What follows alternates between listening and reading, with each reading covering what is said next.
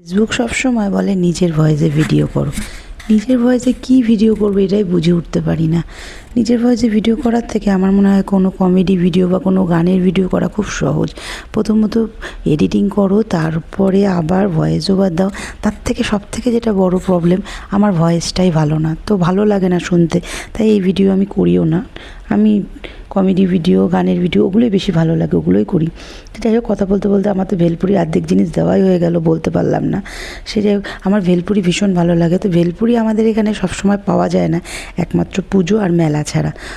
তো পুজো আর মেলার জন্য বসে থাকবো নাকি খাওয়ার জন্য, তাই বাড়িতেই আজকে সব কিছু নিজেই বানিয়ে নিয়েছি। হয়ে গেছে আমার ভেলপুরি সব কিছু দেওয়া। এবার পাপড়িটাও আমি নিজেই বাড়িতে বানিয়ে নিয়েছি। এবার যখন মন চাইবে তখনই বাড়িতে বসে বসে খেয়ে নিতে পারবো, পুজোর আর কোনো অপেক্ষা করার দরকার নেই।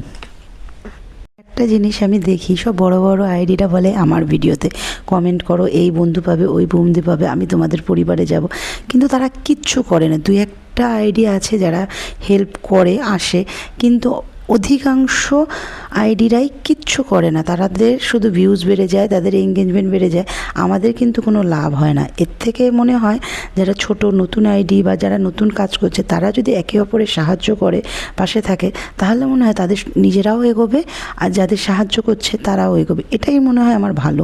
যাই হোক, আমার মতের সাথে সবার মত না